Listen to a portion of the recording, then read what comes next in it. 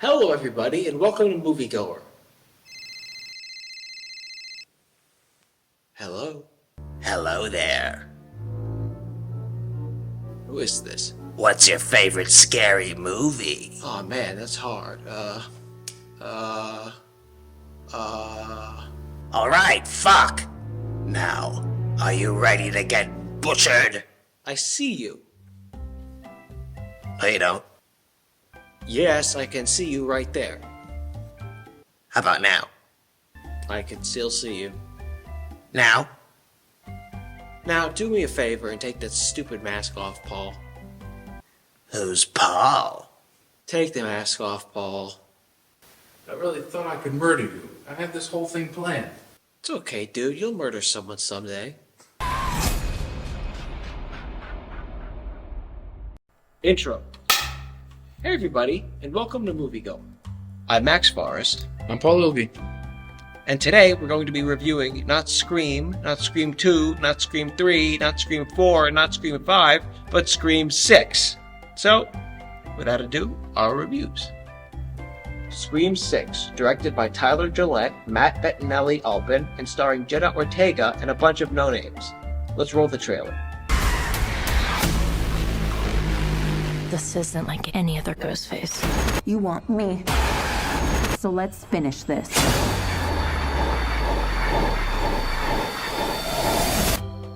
Here's the internet synopsis. 4 survivors of the Ghostface murders leave Woodsboro behind for a fresh start in New York City. However, they soon find themselves in a fight for their lives when a new killer embarks on a bloody rampage. So, without further ado, my loves, likes, and dislikes of Scream 6. This movie has no loves from me, but here's what I liked. The filmmakers crafted some real edge-of-your-seat suspenseful scenes. There was the scene in the bodega where our 2 female leads are hiding from a shotgun-clad Ghostface. You're holding your breath with the characters who are crawling on the floor.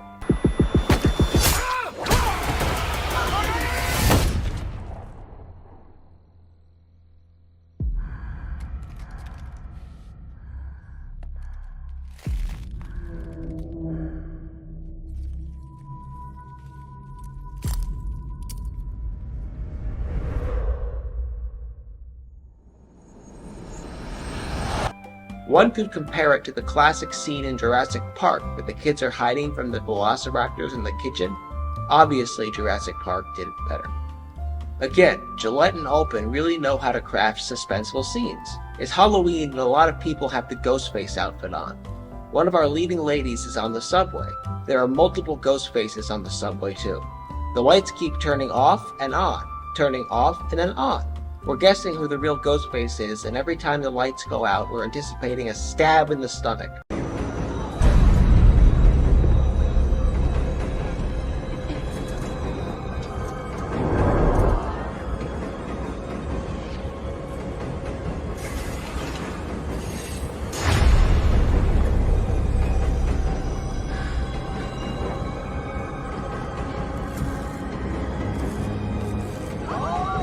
What a great suspenseful setup.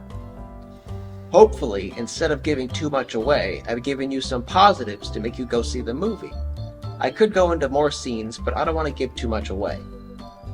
Nothing can top the original Scream, and the only sequels I've seen are Scream 5 and this one, and let me tell you, Scream 6 runs circles around Scream 5.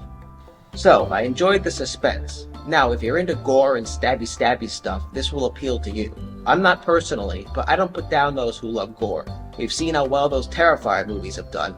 I'm way too chicken to watch those. But yeah, man, it's got gore galore, and oof, it hurts to watch. It's the opening scene, so I'm not spoiling anything. A pretty young lady is at a bar, and her date isn't showing up. He calls her and asks her to come out to try to help them find the restaurant. He somehow convinces her to come out into the middle of an alleyway, and Ghostface comes out and absolutely guts her. It hurts to watch, honestly, and I thought, oh no, poor girl. I don't like gore. My favorite horror movie is Halloween, and that has zero gore. It manages to be a terrifying killer movie and not use any corn syrup. And finally, in the original Scream, we had a lot of meta horror stuff in it. One of the leads is always commenting like, you'll say you'll be right back. In the movies, you won't, so you won't, and shit like that. This works really well for that film. In Scream 6, they try to do that again, but with franchises. There have been so many Ghostface killer murders stories, one of our leading ladies has come to the conclusion that they're in a franchise and have to abide by the rules of franchises. I was on the fence with this update, but maybe it's new blood for the series. I don't know. One more thing. Jenna Ortega is the standout. I love her in Wednesdays, she's great in this, plus I have a big crush on her. Okay, so my dislikes. I thought the characters were stupid when it came to their fights. I was yelling at the screen. Courtney Cox has a gun and wastes all her bullets shooting at places Ghostface might be hiding. Wait until you see him before you shoot, you dumbass. At an hour and 36 minutes in, the killer is in a daze on the ground. That would be a great time to stab him to death. Stab him! I'm shouting. You have a big knife! But no, they run away. At an hour and 45 minutes in, a female lead stabs Ghostface, but like only in the shoulder. What the hell? Here's another complaint. It seemed ridiculous how you could get stabbed in the stomach and just be fine afterwards. In this movie, that's how it works. You need immediate life-saving surgery in real life if you get stabbed in the guts, but not in this movie. To quote Monty Python, it's only a flesh wound. Lastly, it had a twist ending that was way too out there. One might call it stupid. I'll leave you to decide. My verdict, this was a standard 3.5 out of 5, but the ending was so outlandish it knocked it down a peg to a 3 out of 5. Oh well. So first, let me just say, this is a complete outsider's perspective. I maybe saw some censored clips of the first one on TV when I was a kid. I remember thinking the mask was cool and I dressed up as Ghostface for Halloween for a few years. I haven't seen any of the other ones, so I'm not going to criticize it if it glossed over certain plot elements or, anything like that. It's the 6th film in the series. I understand it expects the audience to know what's going on by now. One thing that I like is that the killers are just normal people. They aren't monsters or creatures or supernatural or something like that. It wasn't really scary, it's just about the mystery of who's behind the masks. I know the Scream series has always been about, playing on the tropes of slasher movies and are very meta with the jokes and references. I think this went a little too far with the meta stuff.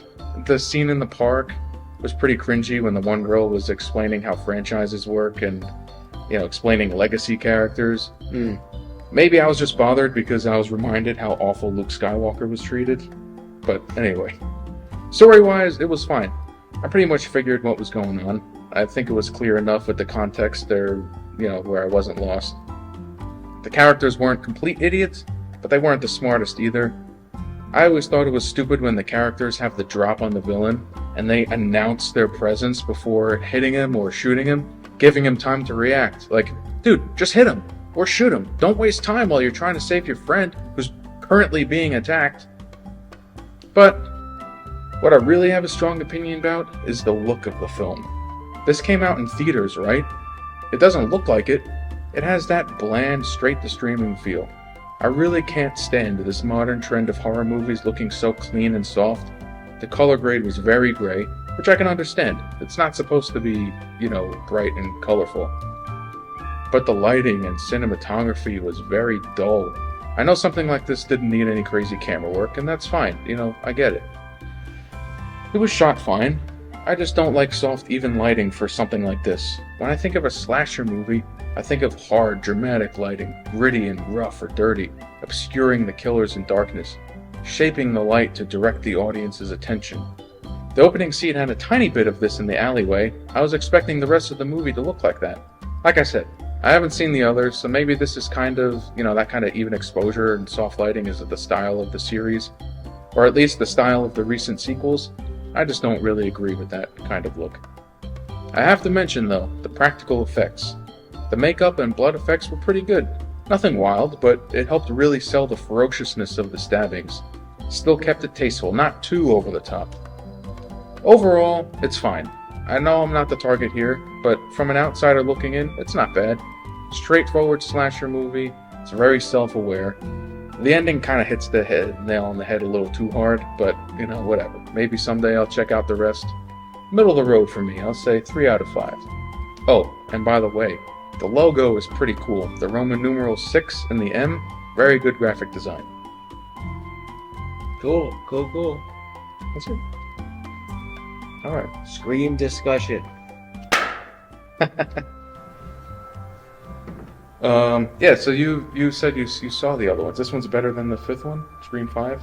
Oh, Scream 5 was like so lame. Yeah. I don't even remember it. I don't even remember the ending. Oh, okay. Who was the kill? Oh, right. Oh, yeah, it was dumb.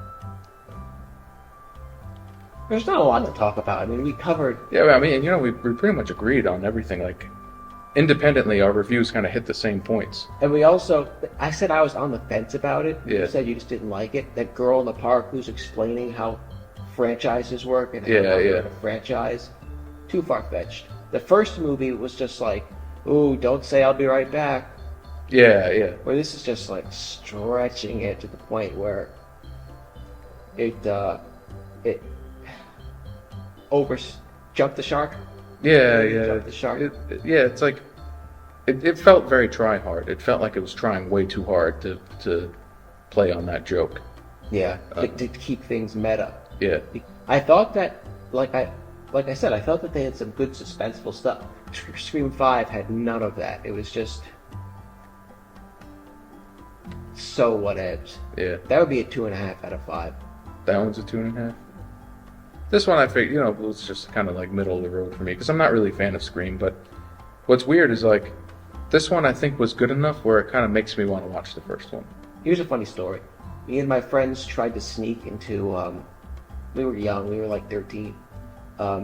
Scream 4, I think, and we got kicked out of the theater. And so we went down to the balloon store where they had counterfeit movies, and we're like, "There's this thing in the way," and they were like, "What is that? What's that thing in the way?" It was a guy's head because they were shooting it. They were shooting the movie. But we watched the whole thing anyway. Yeah, that's pretty funny. Outro. Well, I hope you enjoyed the review. Please remember to comment, share, and subscribe. Oh yeah, and also support us on Patreon. Thank you very much.